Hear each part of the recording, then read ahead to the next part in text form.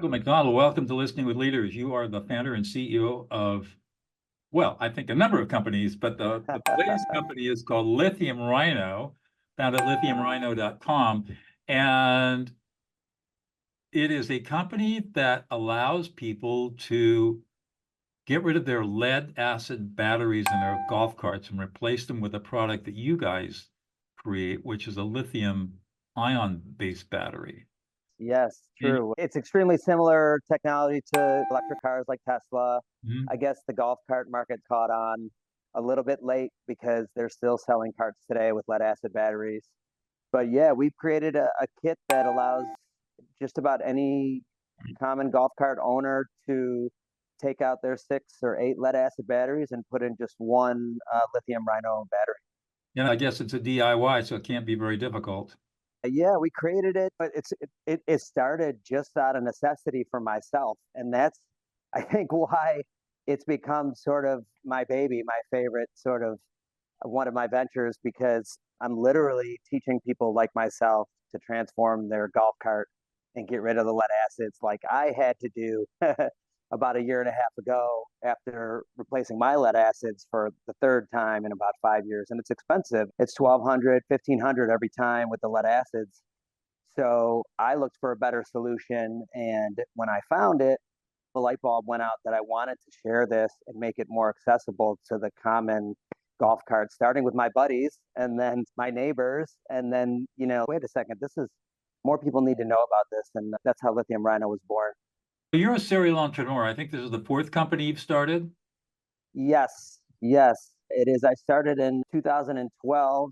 I created a nighttime metabolic enhancer, and it was called Z-Burn.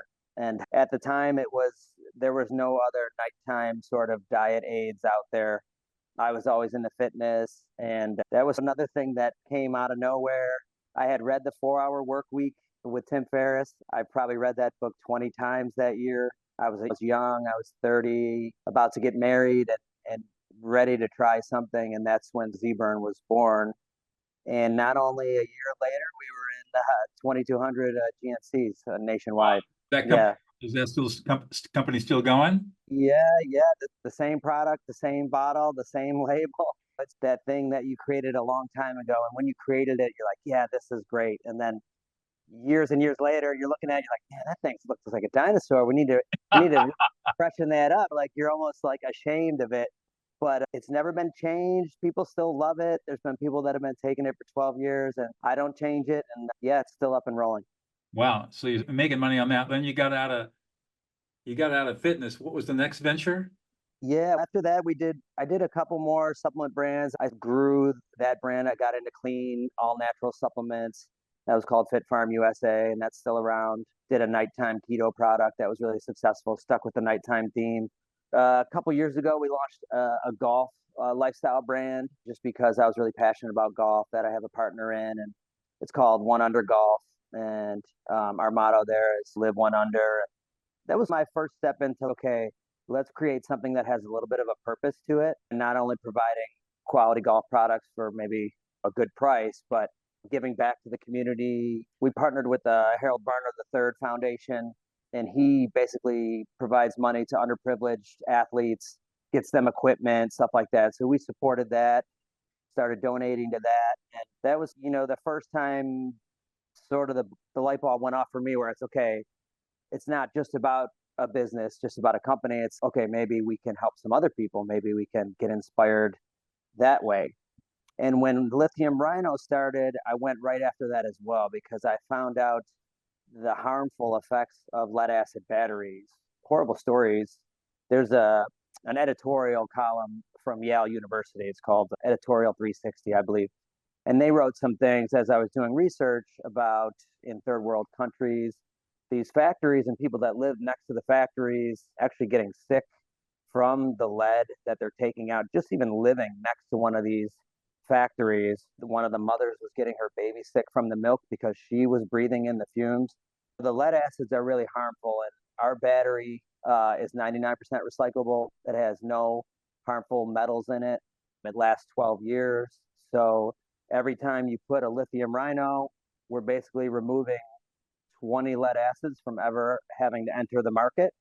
And we also have partnered with various environmental sort of efforts, and we give a portion of each sale towards that. Again, another sort of purpose from a company, from a business, not just trying to grow and profit, and all those things are important, but having the purpose and just really limiting lead acids has propelled us off to a really good start. So what is it that gets you excited to get up in the morning and go to work? Yeah, I'll tell you, the most enjoyable part of this whole thing is that I'm selling to myself. I'm basically selling to guys that have golf carts. A lot of them like golf. When you enjoy golf cart living, it's like Harley Davidson owners. They all give that symbol or whatever. They're enjoying the ride, and I'm not comparing a golf cart to a Harley. That's much cooler. But when you're in a golf course community, you're riding with your kids, families. It becomes that sort of experience. And when you own a cart, you're like, oh yeah, I want that. And lead acids, they take away the joy of golf cart ownership. They really do. If you don't water them and take care of them, they might only last a year and a half. You can only drive 3 miles down the road. You got to charge it. Wow. So the kids are like, can we go for a ride? Can we go for a ride? I don't know if we can make it there. And with the lithium, you can ride up to 40 miles on a charge. You can go all day. You could stop at your buddies. You could play golf. You could take the kids to the pool. So speaking to people that need to make that change, guys that are like in my community, that are my buddies, and I've actually become friends with my customers. Several of my customers, they have my direct number. We text. We plan on golfing together. I have a guy in Phoenix I talk to every other day. He calls me, and he's just a great guy, and he loves his battery, and he's retired, and he's installed two of these, and his friends and his neighbors. It's become a community effort. So aside from the environmental value, just the happy customers, the people that are like, man, I can drive 40 miles now. I can golf 3 rounds without charging. And just hearing those things is definitely what's made this really important to me. So lithium rhino, there's a rhino story in there. Tell us about that. Yeah. There's a little bit of a rhino story. One is that, to be honest, I found that there's a lot of successful brands that have animals in their name. Okay. And when I first was thinking of our branding, etc., that was one thing that popped into my head was this thing's unstoppable. It can ride 40 miles. It needs zero maintenance. It's durable. It's a powerhouse. Unstoppable power is what came to my mind. And I was thinking, what animal has that unstoppable power? And so rhino came to my mind. And again, I started doing research on that, and I found these poachers were unfortunately killing rhinos for their horns, and that's still happening today. And I read a story about an infant rhino that was left for dead, basically. And this company, Save a Rhino Foundation, found the baby, and with donations, they take it to basically like a camp, and they grow it until it's big enough to protect itself, and they release it into the wild. So right off the bat, before we even launched, I made a donation, and I adopted a rhino, a baby rhino named Rocky, and made him our mascot on the page, which is just really cool. It's heartbreaking to read those stories. I guess I'm becoming sappier in my old age for these sort of things. And I want to reframe that. Yeah. I think what you're talking about is an important message, because I went through the same transition, and that is chasing money does not create meaning in life. Yeah.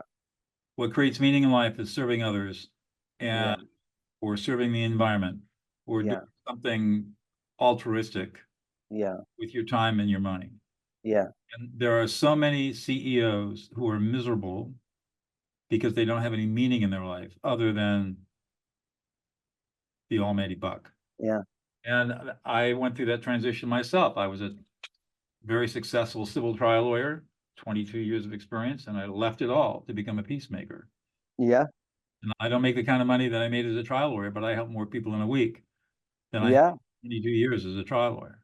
And I would assume the enjoyment value you're getting out of helping others and connecting with others, it makes up for, I guess. It's not about being sappy. It's about giving back. Yeah. And you're right. When you learn how to give back, that is where the satisfaction comes from. The money supports it. Yeah, 100%. Yeah, that's it. You have it. Yeah. So Don't ever apologize for the good work that you do. Thank you. What Thank I you. really want to I, do is highlight. That's why I have this show. I can yeah, say, look, here's a guy who's a four-time serial entrepreneur. He's in his 40s, and now he's gotten to the point where he can start giving back. And he's working in his One Under Golf company, giving to the foundation, helping underprivileged kids get into sports. In his Lithium Rhino, he's given money back to save rhinos. Come on, this is what yeah. it's really all about. I think it takes a certain amount of longevity in leadership role or in running a business and in maturity in general. Let's face it, I have kids now, they're 11, and you start to think more bigger picture and you start to want to help more. You start to want some leave something behind and to give back, so to speak. It's not going to happen to probably a 20-year-old that they're just going to be like, I'm going to start helping people. They could learn from people like you, maybe someday someone like me.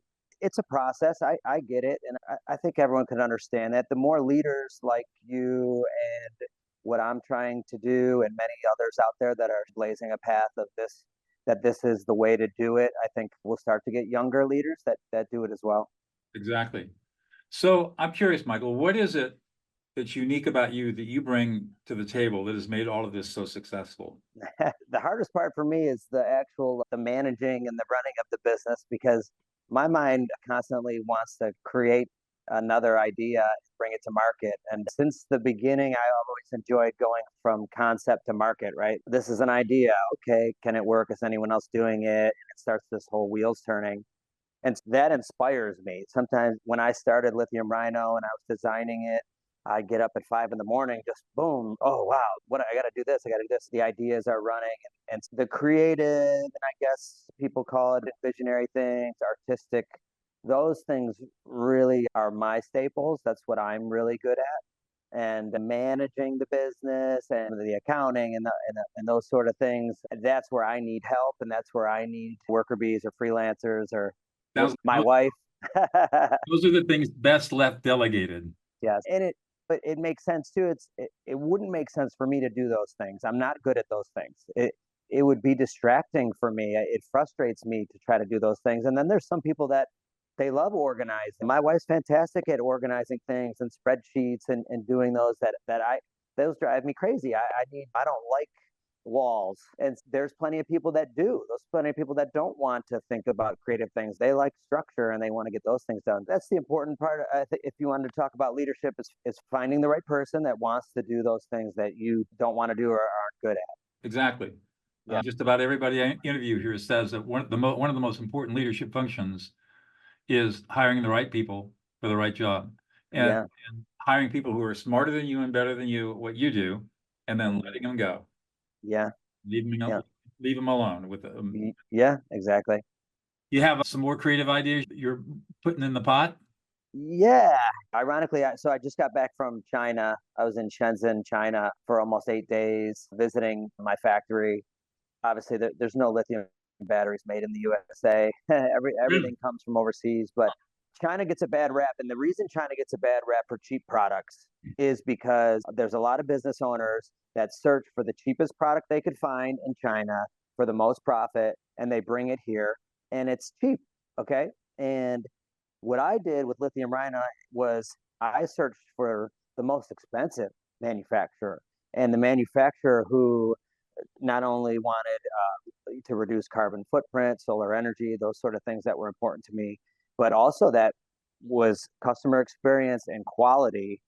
Check, check, check, check again. So that we could have longer warranties. We have an 8-year warranty on our battery. It's one of the longest in the industry, and that comes from sourcing raw materials that have been checked and check them again. There's a test at every phase. It gets tested twice before it's released. And there's a price for that. And yeah, you make less margin, but what I saw in China was a very unique experience to begin with. But I saw diligence. It's a culture shock. It's my first time there. And Shenzhen, China is an amazing city. It's all electric. So if you could imagine being in a busy area of New York City, it's probably not that crowded, a busy city, and it being quiet because it's all electric, Wow. almost eerie. So there's people walking everywhere. There's scooters whipping by you. There's even buses, but they're electric. So the bus is going by you. Even the bus is quiet. So you could hear birds chirping, even though there's traffic buzzing around you. I mean, really cool. There's no guns allowed there. I'm not advocating yes to have it or not to have it, but the crime rate is very low there. It was a very clean city, and the experience was eye-opening. There's not a ton of English speaking there. You fly into Hong Kong. You had an interpreter with you? Yeah. My sales engineer was with me most of the time, and she speaks good English. You find people that speak broken English, definitely as you get closer to Hong Kong. And then in Hong Kong, it was owned by the British for a very long time. Totally different in Hong Kong. They have like 1980s cabs that are diesel riding around. They keep it vintage like that. Have you been to Hong Kong? Only through the airport. Okay. Yeah, so Hong Kong, you actually have to go through customs to get into Shenzhen. It's almost like going into Canada from US. Even though it's still China, mainland China versus Hong Kong are like very different cities. But yeah, in general, it was a really unique experience. Some of the food was very interesting, different than Chinese food here. But it was an eye-opening experience. I'm really glad I went, and I'll definitely go back. So let's pivot to listening a little bit. I teach and believe the foundational skill of life is listening. And what is interesting to me is that we're never taught how to listen. Yeah. We're ordered to listen as children. Yeah. But we're never taught how to listen. So if we get good at it, it's only by luck more than anything else. Tell me about listening in your life. I think you hit the nail on the head. It's a learned art, right? And I struggle with it still. I would think anyone who says that they couldn't become a better listener is probably fibbing to themselves. There's always room for improvement, but listening is one of those things that it's not often taught. I thought it was interesting when I read some of the things that you've done in the past, visiting the women's prison and testing things out there. That was really interesting. So it's certainly a topic that has a lot of room for expansion as far as teaching knowledge, right? Same way a lot of people don't know that they could get rid of their lead acid batteries for a lithium battery. You have to show them that you can do this now and you can do it by yourself. The same way goes for you, that there's a huge marketplace for that, because I think in general people lack the art of listening. How important have you found listening to be in all of the different startups that you've been involved in? I don't want to underestimate. Obviously, sales in general is a lot of listening. The best salespeople are listening to what the customer's saying and addressing those pain points. So you have to be a good listener if you're a good salesperson, I believe. But some of my early companies were all built around the 4-hour work week and minimal employees and automation.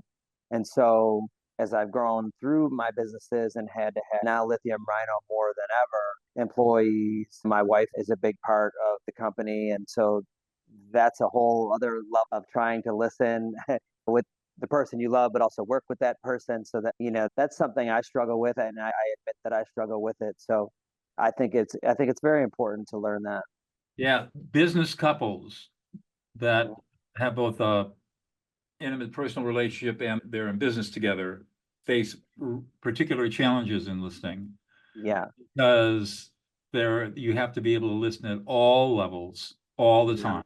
Yeah. And if you don't have the skills to do that, it can lead to some pretty rough spots along the way.